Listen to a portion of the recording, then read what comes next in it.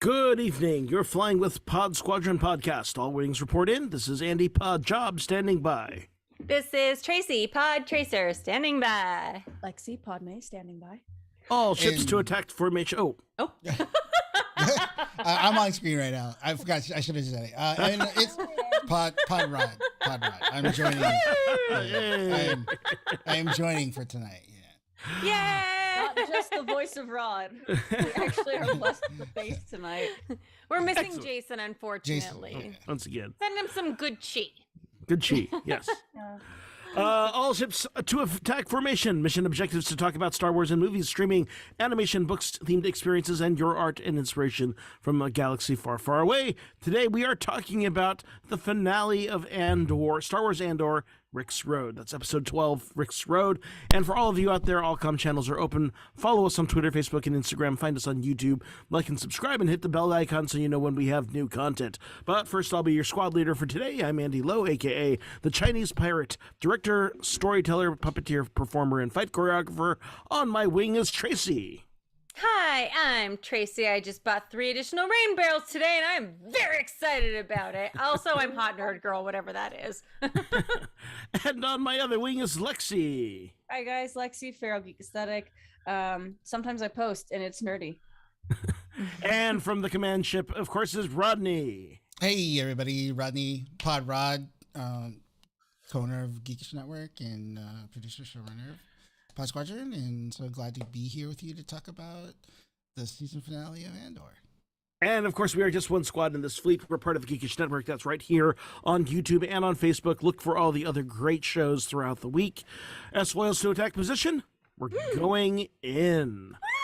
All right, guys. So we of course are finishing up on Star Wars Andor this week. I'm actually quite sad that this is the end of it, because I was really enjoying kind of getting into this, kind of like the little mild anxiety attacks that I was having week to week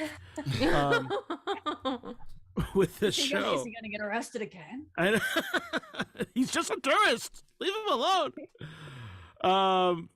God. Okay, so we're gonna just jump right into this episode, because I'm just gonna say, speaking of anxiety attacks, did everyone else in the world just like yelp or scream when B2 Emo got flipped over? Yeah. It started a revolution. I mean, I did. I audibly yelped. I jumped up in my seat. I was like, ah! I sat up. I said, no. It was a definite like, how dare you, How good dare sir you. moment. Yeah. But yeah, it speaks to so many great things, so many wonderful ways that, you know, I mean, many things pay off in this episode, and it does speak to, it's like, I don't even know if you can go, this was the best episode, or whichever other episode was the best episode. It's like everything is so wonderfully weaved together. Everything kind of connects and is part of this overall 12 episode arc, and I really got to commend the team on this. Other hot takes from the rest of y'all? If there was a political riot at my funeral, I would feel like I could rest easy in the afterlife. And also thank you to my favorite Imperial asshole, Ded Ramiro, for giving us the Imperial version of I love you, I know. I should say thank you. I should say thank you. Oh, that was so creepy. Oh, that was so that's getting towards the end of the episode, but that was so creepy. Yeah. Those were just my 2 kind of big takeaways. Did anybody else have flashbacks of high school band? Totally. Well, yeah. Oh. And it was so interesting. I was like, okay. It was also interesting. Yeah, they kind of kept the same kind of slightly out of tune, or some horns are kind of blatting out a little bit for the for the opening credits too. Mm-hmm. Just kind of hinting at it, and I was like, oh, okay. I was like, what is? And after like really the Discord, you know, was well, and after like the last few weeks of, you know, they added a techno beat that one time, or they added, you know, more horns or more strings this time, and it was kind of like, okay, what are they going to do this time? Is it going to be full orchestra? And I was like, oh, what's that? I didn't quite understand it. And of course it pays off as we get into the episode. We realize, oh, it's the horns of the Daughters of Ferrix and marching band. At my high school, it was the band geeks who were getting laid the most. So, because they were all sleeping with each other. So, I don't think there is a single high school band where they're not all kind of incestuous. I mean, the same thing with the theater kids, though. And then sometimes you get some band theater cross pollination, and that's really weird. But maybe that's just when you go to a little Catholic school, because it's a Catholic school anyway, so it's kind of. I was a theater geek, and it was definitely the band kids that were getting the action. But it was like weird, like braces on braces action. Did they ever have to be released like 2 stags that get caught from each other's antlers? Like, let me tell you, there was a guy named Eugene, and his car was always rocking at lunchtime.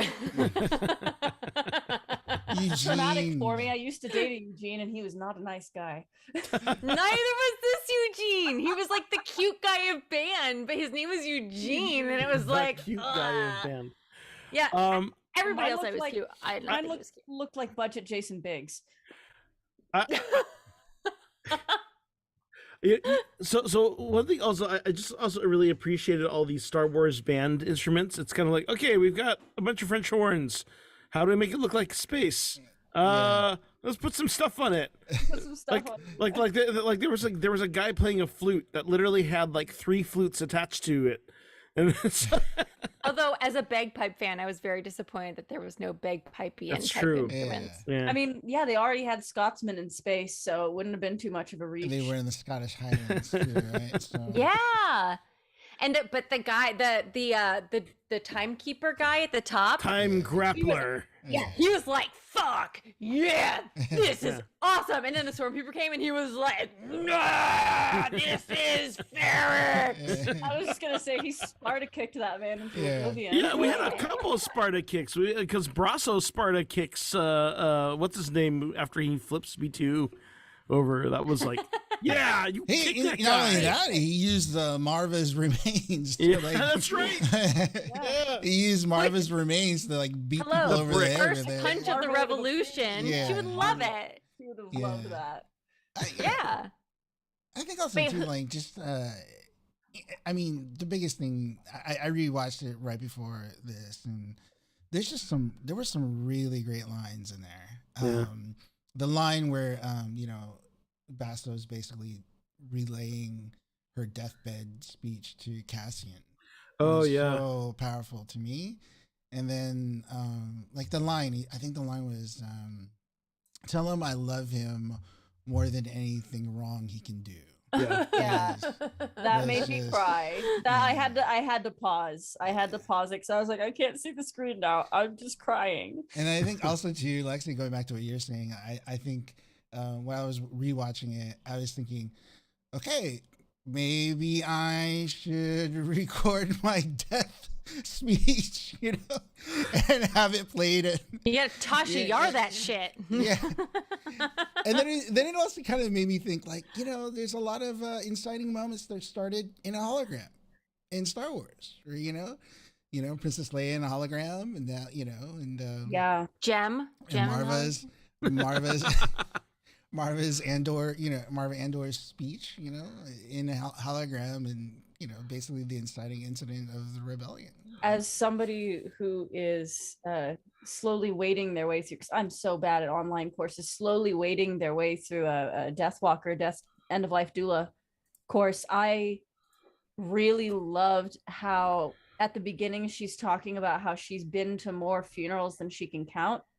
She doesn't shy away from saying, like, I'm dead. She's not like, oh, if you're seeing this, I've passed, or, no, doesn't dance around it, and is basically like, I couldn't wait to lift other people up the way I'd been inspired.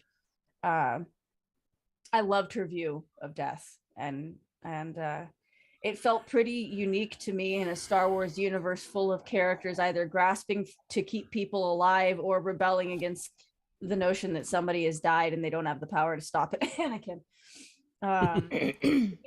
I thought that was kind of a refreshing take. I also really kind of loved her analogy that she says in her speech. She says, let's see, the Empire is a disease that thrives in darkness and while they sleep, right? And urging Ferrix to be woke, shall we say, or awaken. Rust. She calls it which rust, is, right? Yeah.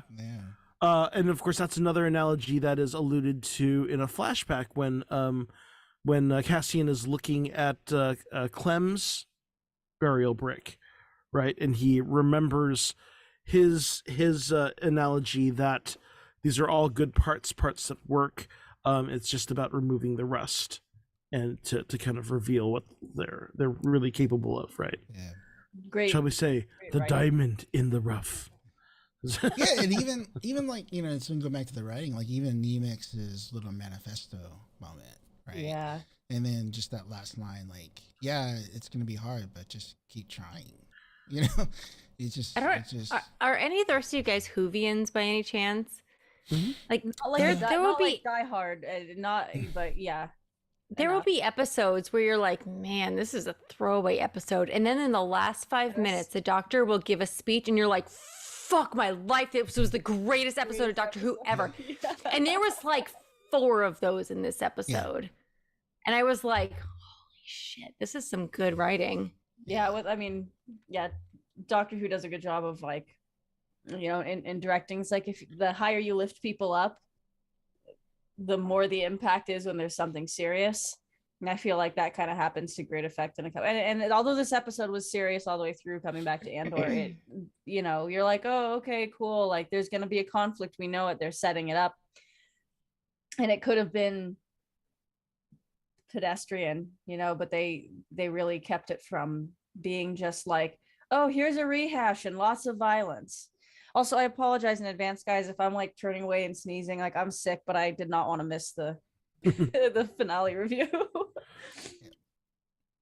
Hey, so speaking from a director perspective, wasn't there a scene where they were kind of going through people,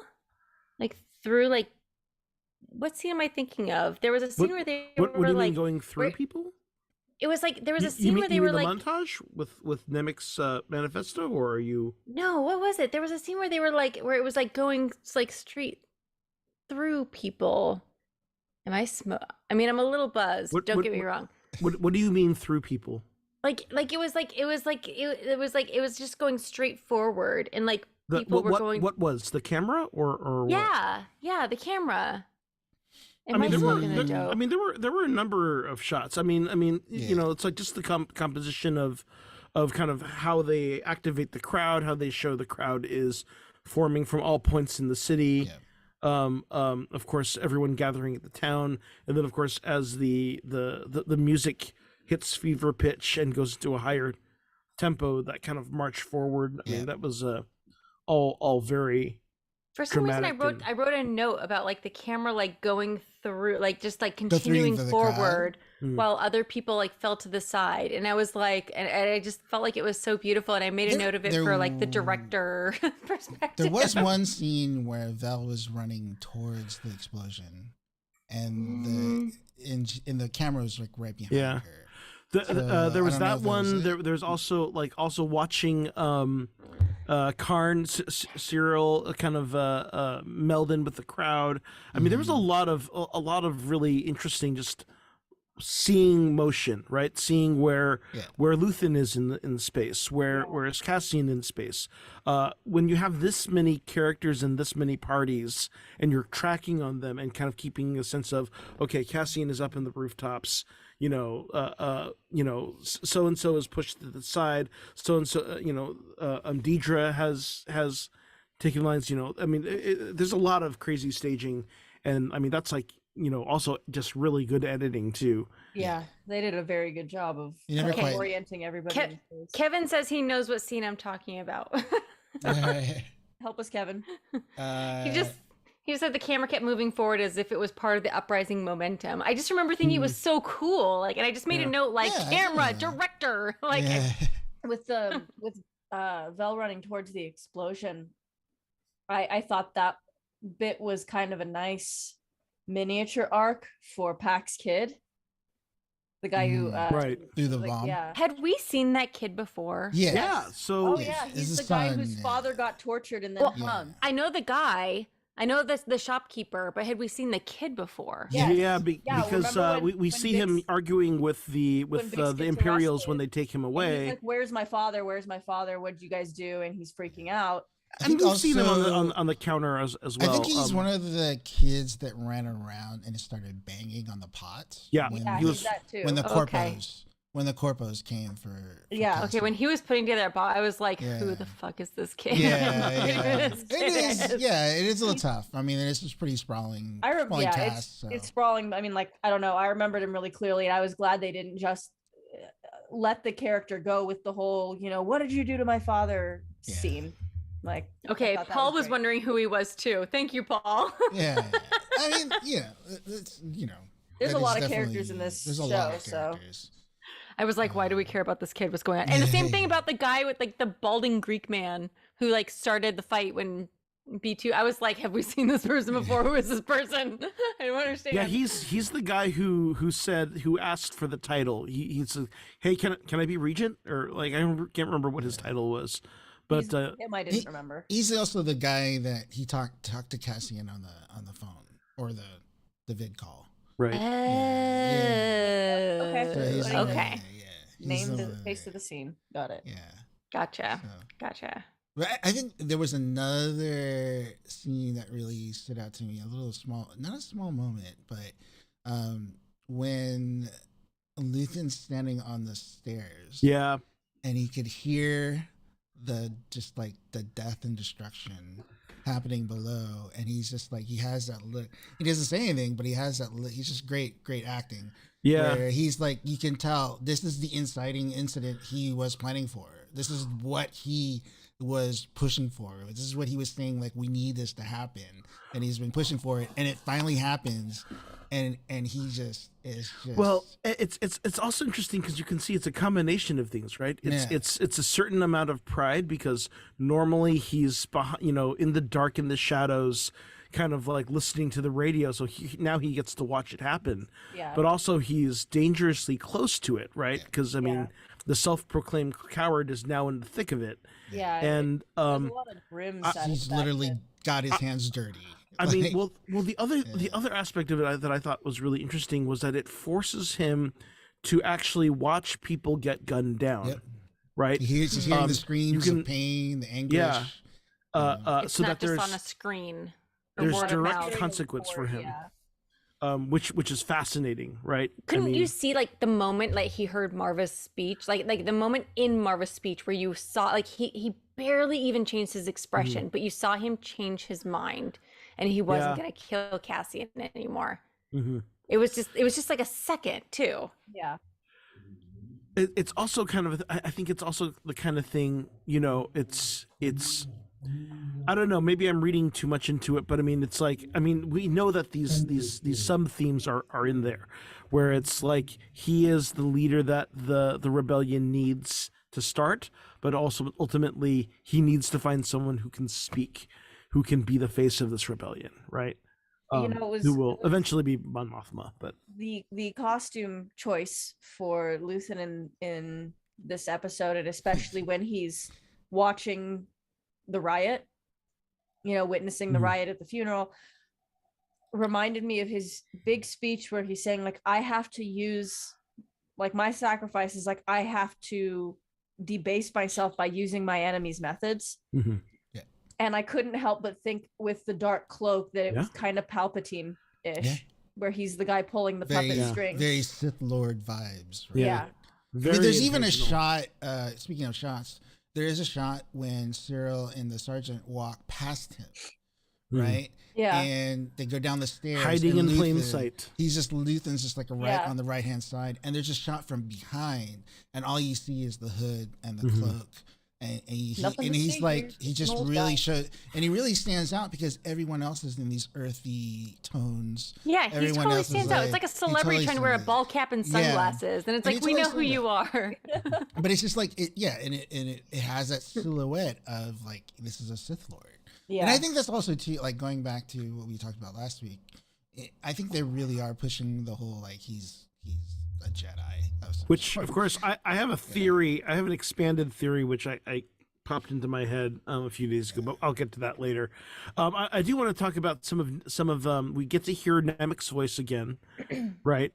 And I love this part about he says authority is brittle and oppression is the mask of fear. The imperial need for control is unnatural since tyranny requires constant effort.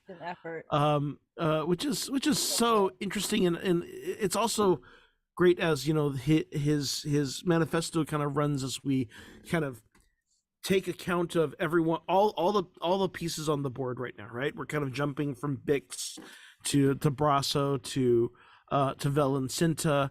Cinta, who is like a stone cold damn, right? I'm saying Cinta is hard. She is hardcore.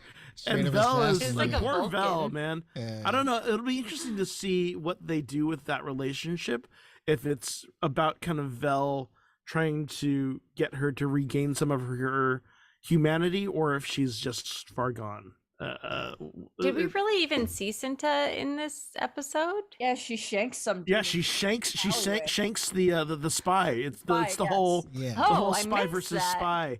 And that's the whole thing where she and Vel are packing up after like everything goes And Vel's crazy, like, "Are you and she's like, okay? "There's You're blood bleeding." on She's you," like, and she's like, "It's fine." No, Oh, nothing. I did see that. I did see that. Yeah, she's fine. It's not and, mine. and the other thing too is like she was actually supposed to pick her up, Yeah. and then she's like, I missed the pickup because I was following the spies. They were dressed. I do remember that. clothes. I'm getting last episode confused with this epised. Yeah.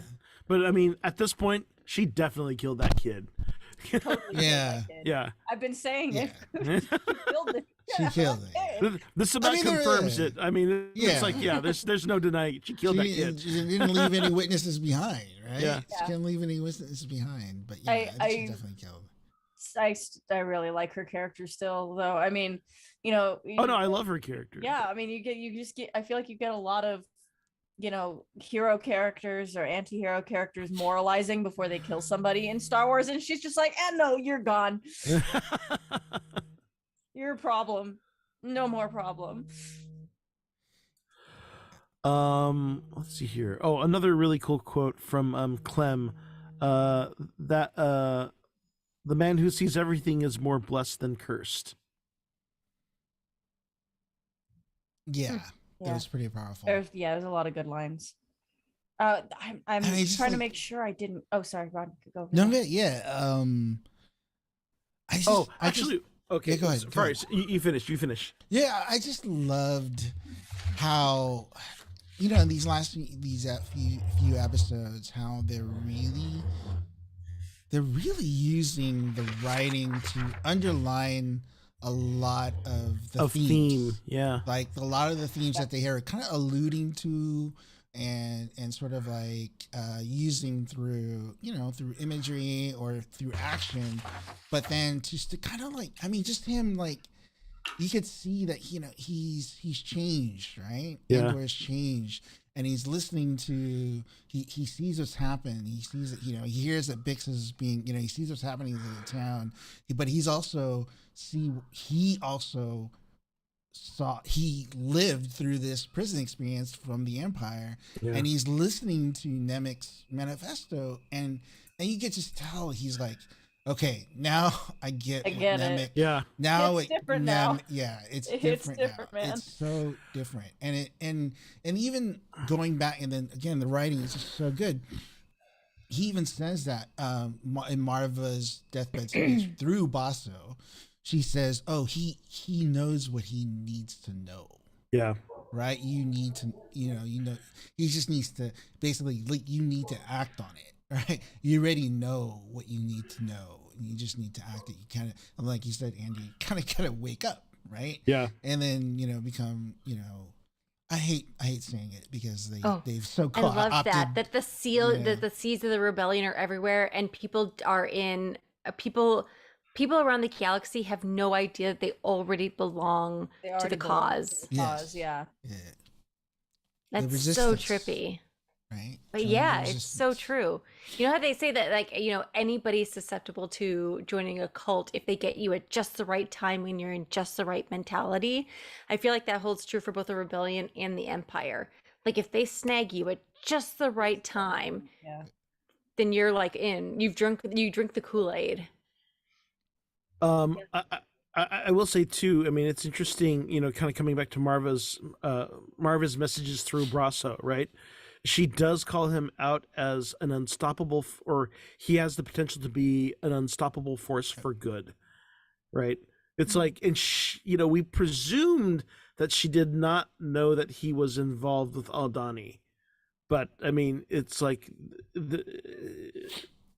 I genuinely think that at one point she didn't, but considering that she got more involved with the rebellion afterwards, she might have connected the dots and been like, wait a minute. He comes back with money. Right. Yeah. Like, he comes back with money saying like, yeah, we got enough money. And also, we gotta go. Let's go. Like, I mean, it's also interesting where, like, there's a part of me that wishes we got to see more of how Cassian rebelled against the Empire as a kid when Clem is killed, and there's the other part that's like, nope, they just gave just enough. Maybe in flashbacks of next season. I mean, we saw it, right? We basically saw it. It was just like tiny little hints, and we don't really need to come back to it. It's like, but it is an interesting, exercise in economy to see kind of like what they told, what they decided not to tell, and compare that to how other storytelling feels. Are they gonna follow the Mandalorian recipe or the Book of Boba Fett recipe? It's the Mandalorian recipe. Oh, geez. This was the episode where Mon Mothma confronts her husband about his gambling. Yeah, okay. That's what I was trying to get to before when we were talking about. Sorry about that. Speaking of Stone Cold. Yeah. And speaking of money. Yeah. I loved how she figured out a way. Yeah. To create this cover story. Yeah. Red herring, total red herring. I just love just the seas using disinformation and gaslighting her own husband. Yeah. Right? Like he's knowing well, somebody's lying, and she's like, "Oh yeah, somebody's definitely lying." Like it's me. I know someone. The call is coming from inside the house. Yeah, I loved it. I absolutely loved it. And it was just like she knew he's listening in, like she knew exactly what it was gonna do. And you can still see that hint of regret in her, but it's like, but of course we as an audience, we've had enough opportunities to hate this guy that we're like, yeah, fuck that guy. Well, and there's enough of a kernel of truth. Yeah, I was gonna say. Yeah. Exactly. He's like, I mean, I can. Yeah, I think that's the kind of the elegance of it. Yeah, is that like it literally did happen. You know that in the past, he was gambling and using her money and using other way, and then he had a gambling problem. Right, and the same. They referenced the casino in the ones Canto Bight, the sequels. Mm-hmm. Yeah, he does actually. And for like one moment, he does take a beat where he goes, "Wait a minute, did I?" Yeah, which was great because he's drinking too, right? Because he's like, he's like a little on the sauce, and he's like, "Wait, did I not?" How much money did I thought. No, I swear. I thought I kept it in. I thought I kept it in the 4 digits. It's credits. I didn't. Yeah, but his reaction is so genuine that it's believable to the driver who's spying. Yeah, she's it makes remarkable. him sound like an asshole making excuses. Well, someone's lying to you, honey. Like, this is why she's capable of leading the rebellion, because also, she's a smart cookie. She's kind, but she's conniving. Yeah. I mean, speaking of using her daughter's descent into traditionalism to be like, well, look, if you're going to be a traditionalist anyway, I might as well take that guy up on his business deal. Oh, her daughter was all into it too. She's all into it, and you can kind of see the pain on her face though too, right? She's like, there was a little pain on the husband's face, to be fair. Right? He seemed a little regretful as well. But you're right. The daughter embracing it. The daughter is totally embracing it, and she's, like you said, she's becoming Hitler Youth. Right? I think part of Mon Mothma's look of regret was, I can't believe that instead of trying to steer my daughter right, I'm going to play into this to get what I need. Yeah. And I think her husband is more looking at what his marriage is right now going, am I really signing my daughter up for this? But they're wearing the other family's colors. Right. Mm-hmm. Yeah. So I'll put this on my wish list. I'm hoping for next season a bit of redemption arc. For the husband? For the gangster. Oh. Right? Because they're about to go into full on rebellion. Yeah. Which is going to be in hiding. And I'm imagining this turn of events where, Perrin is selling her out, and ultimately, the gangster figures out what's going on and says, no, this is important, right? I think back to one of my favorite moments in The Rocketeer is the mobsters are like, wait, they're Nazis? No, screw you. I'm an American. Yeah. Honor among thieves. I may be a thug, but I'm an American. Right. Yeah, I may be a thug, but I ain't no Nazi thug. And it would be a great kind of a character moment for Mon Mothma to rethink how she is limited by her own biases as she, eventually she'll eventually have to go into hiding herself with, former prisoners and, Saw various Gerrera, rogues, guys like Saw And Gerrera, right? it could be a turning point for the daughter, especially if she continues with that arranged marriage, like maybe this could be a great marriage. maybe her betrothed is secretly like a rebel. Yeah, right. I mean, what if they're using each other to legitimize themselves, and then they end up both on the same side? Yeah, right. That would be really cool. I would really like to see that, and with Perrin just throwing a tantrum and gambling, and he's probably whoring out too. Yeah. Oh, for sure. They've been together since they were like 14. Yeah. He's whoring. He's a man whore too. So, she's just amazing. Like, so I was listening to those podcasts I was telling you about with Tony. They're interviewing Tony Gilroy. And one of the things he said was like, yeah, Genevieve O'Reilly is basically a Stradivarius. Like he realized like what he had in her as an actress, and he started writing towards that, right? Yeah. And he didn't hold back. He's just like, yeah, like if you have a Stradivarius, then you write like, that the Stradivarius is going to be playing this music, and I just like, yeah, even just the small little moments, like she took off she unbuttons the thing, takes that little deep breath, and she knows she's preparing to, to undress him, right? Yeah. In front of the driver. It's just little moments like that, subtle little things, which is so impactful. Now let's get into Deetra a little bit here. Because we see her in opposition to her superiors multiple times here, right? One, when she finds out that all of Krieger's men have been killed, right? And she's like, I gotta question one of them, come on. Yeah. And they're like, nope, the Emperor wants them all dead after Aldhani, so, there's that. Oh, she said something about how if she's not there, then nobody will be able to speak on their behalf, or like nobody will provide an opposing view. Oh no! Right. Did my camera just go out, motherfucker? Hold on, I'm still listening. Yeah. Yes. I think their line was, someone needs to be in the room to speak. To speak that we need to interrogate them. Right. Right. Yeah. Yeah, I think that was somewhat of the line, and then. Of course, I keep calling him Master Kyburn. Yeah. He says, he's like, no, we're appeasing the Emperor. That's what we're doing. We need to, wipe the blood of the taste of Aldhani out of the Emperor's mouth, and that's what we're doing. For somebody who, has lectures Darth Vader about like not getting carried away with things. Doesn't really walk the walk, does he? Well, I remember this is also not him, right? This is a bunch of Admiralty who are all very focused on this idea of the Tarkin way of we rule by fear, right? So, but it's also like who you put in power. You put in power these people who are going to just.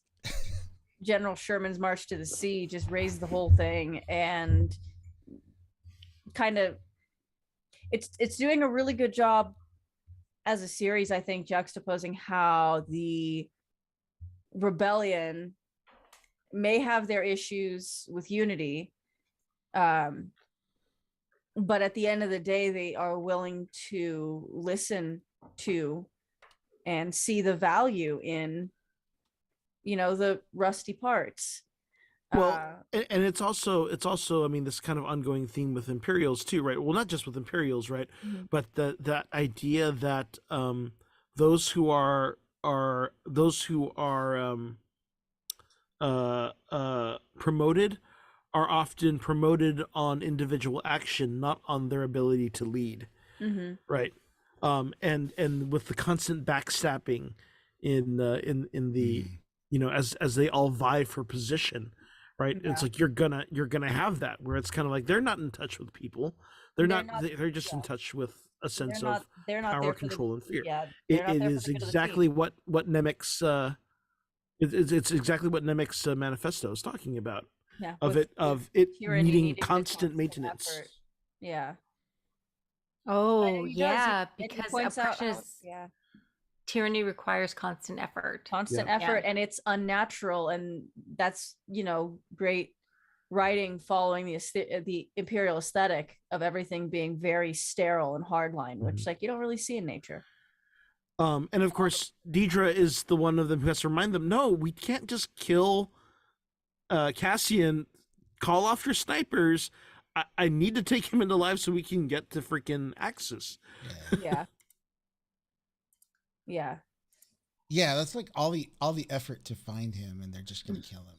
But they don't. Yeah. It's like it just makes sense. Like the whole idea is to get behind the full on conspiracy. Right, the full network, and he's the greatest lead towards that. For them, it's just like but you can see those guys. Those guys were just he saw it when he flips over the B2 emo, and then when he just he literally crawls in the dirt away from the fighting, and then lashes out and says, "Hey, open fire! Just open fire!" He doesn't even. There's no tactics to it. Just all rage, all unthinking. He was like the only one who was concerned too. He was like, "Guys." Damn it, camera! Lost her again. But yeah, I mean, I think it really shows the chink in the armor. The ultimate downfall of the Empire is these people who really do have the creativity and the foresight to go, no, we know that we're mad at this guy and he's a criminal, but don't just murder him. We need to ask him questions. We're trying to play a long game here, and those are the people getting ignored or having a hard time getting getting their requests put through. They're not being respected. What did you guys think of the Deidre and Cyril moments? Creepy, gross, weird. So gross. It was almost like they're about to kiss. Yeah. No, and I was gross. Like, yo, please don't go there. Like, she was also like clearly just angry at him, but also like shaken up, shaken up.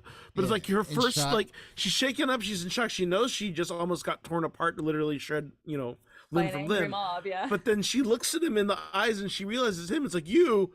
And she's like got mad for a hot second, and she's like, "Fuck, I have to say thank you."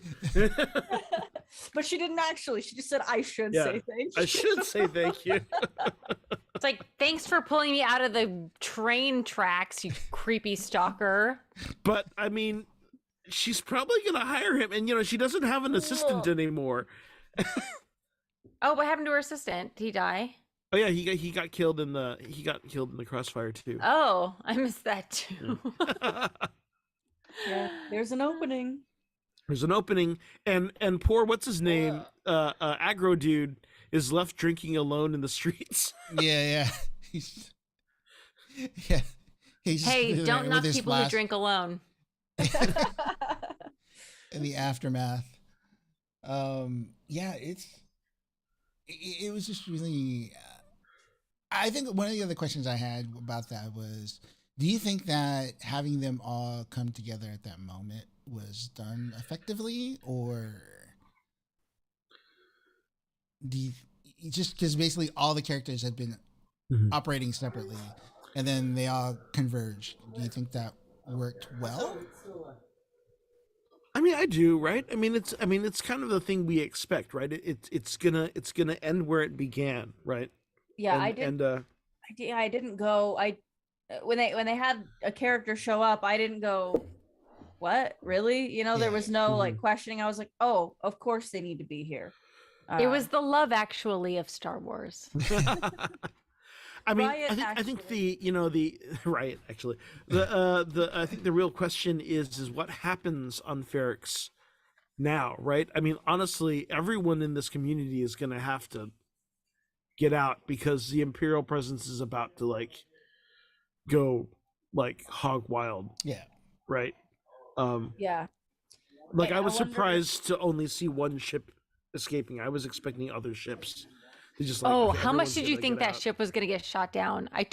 Once Cassian got off that ship, I was like, that ship is going down. No, see, I knew they were okay because Cassian is finally, for the first time, he tells someone else to climb. So it's like, oh, okay, they're good. Yeah, that's true. Yeah. I did notice that. Because He did say climb. and that's an important moment, right? Yeah. That's been like that telltale thing of this whole series. Climb. Climb. Yeah. You make it to the edge and you climb, he says. You also have the moment with Bix where Bix is like, Cassian will find us, and he's like, yeah, I will. Poor B2 also. He's like, I never got to see you. I'm like, oh my god. Sad puppy droid. That droid is amazing, man. He was Like, on the ship, right?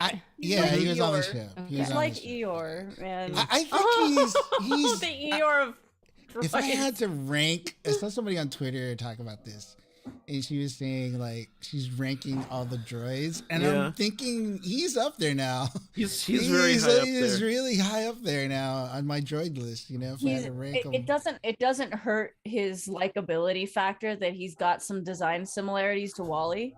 Yeah. And then like the whole environment that he's in is very much like Wally too. Yeah. right? Yeah, exactly. Big trash dump, space galactic Yeah. trash dump. A glitchy little box with a heart, like Yeah. But I know, Annie, you got to get going soon. But I do. yeah, and everybody that's here, so we're going to be cutting off a little bit early because we all have a little bit of heart out. But I know since this is the last thing, and I brought this up with in the pre-show, and I wanted to get Lexi's opinion or thoughts on this. Is now that we have one full season, I mean, is one thing where you had Cassian Andor in the movie, Rogue One, but now you have this whole series, with the lead star in a Star Wars franchise who is Mexican. Right? And So how does that make you feel? How do you even just Rogue One was such a big deal because something that's really I've noticed because of this over the last couple of years because of my heritage is that Star Wars got really Latino really fast, and I love it. We've got Pedro Pascal, Rosario Dawson, Diego Luna. The biggest thing for me, the thing that is really the most impactful for me, Oscar Isaac too, right? Yeah, Oscar Isaac is the thing that I can't believe I forgot him. Well, we also have Latina Soka. Yeah, Rosario Dawson.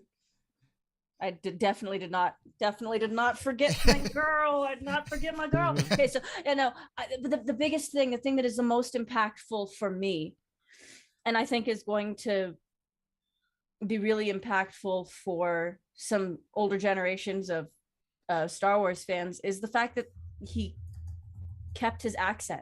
They didn't whitewash his accent. Yeah, he never whitewashed his accent. That was the biggest thing to me. And let me ask you this, kind of yes-anding on that. How do you feel about the kind of writing around it as like remnants of his Ferrix, not Ferrix, of his Canary upbringing? I think it's a good way, considering I think it was clever that they basically are like, well, there's not that many people from this planet that even survived. So it kind of explains why his accent stands out in just like a very basic plot way. Because if he really was a space Mexican, you'd be hearing that accent all over. Han Cholo. Yeah, see, there we go. He is kind of a Han Solo type character, though. Yeah. I was thinking about that the other day. Chewie's easy. Chewie's just Chewie. Yeah, Chewie's just Chewie. Chuy. Chewie. Yeah. Somebody needs to make that into a costume. I'm actually quoting. There's a family that does the Han Cholo and Chewie. All right. Well, Yeah. I know what I'm awesome. I'm Google searching after this. It's pretty amazing, actually.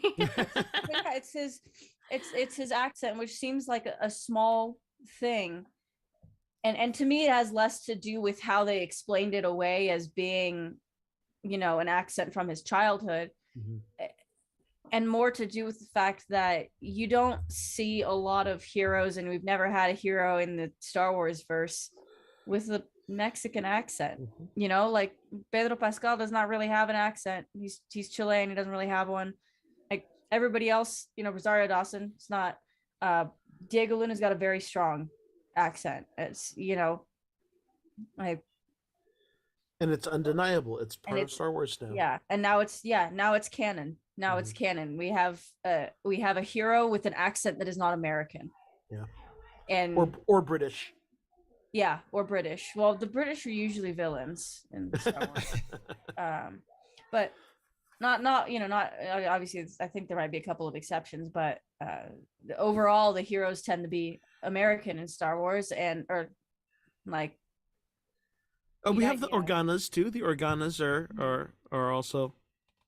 Yeah, but they don't have but they don't have notable accents. No, it's cool. And I know that seems like a small thing to fixate on, but to hear the accent of the language that I grew up with on screen with a kind of anti-hero character,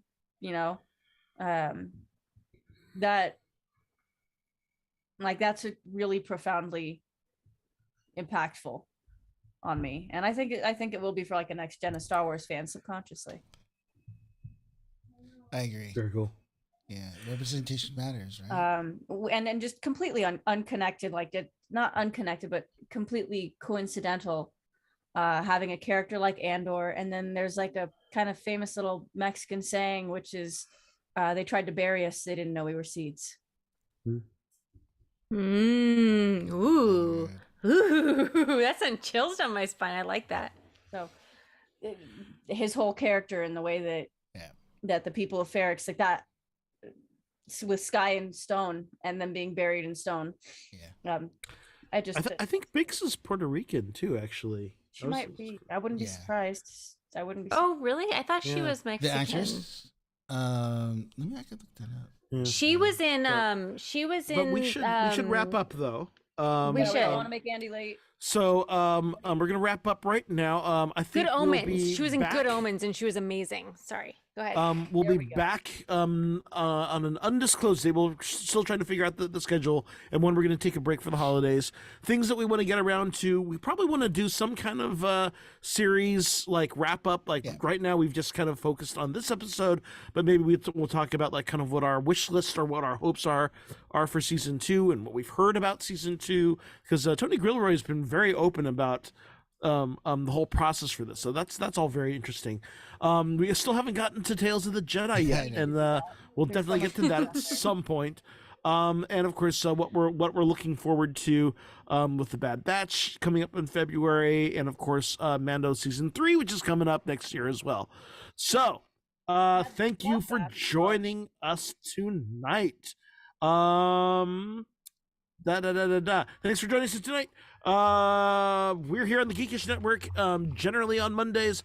We'll check the schedules for our upcoming appearances, as well as all the other great shows on the rest of the week, including Geek Beast, which is usually on after us. And thanks on the flight deck to Rodney, and we're at Pod Squadron. Please check all of our content on podsquadron.com. Like and subscribe. Follow us on Twitter, Facebook, Instagram, and YouTube. For podcast subscriptions, you can subscribe on Apple Podcasts, Spotify, Stitcher, or your favorite podcast app. I am the Chinese Pirate at ChinesePirate_ on all platforms. I am Tracy, the hot nerd girl, now on Hive. Hot nerd girl. I've got a couple friends getting those. I feel like I should look into it because I just wanted to nab the HNG moniker because otherwise people take it and there's a whole thing. You gotta just swoop in there. I know. Anyway, I digress. All right, guys. Feral Geek Aesthetic signing off tonight. You guys can find me on Instagram and Facebook. and I post and repost nerdy things. And I just found a cosplay workshop that's actually has a lot of supplies and is reasonably cost around in my town. Nice. So I might have some more cosplays. All right. Nice. And just the Geekish Network everywhere for me. So. All right. All wings return to base. Course laid in and prepared to make the jump to light speed on my mark. And remember, the truths we cling to depend on your own point of view. Only the Sith deal in absolutes. Good night, everyone.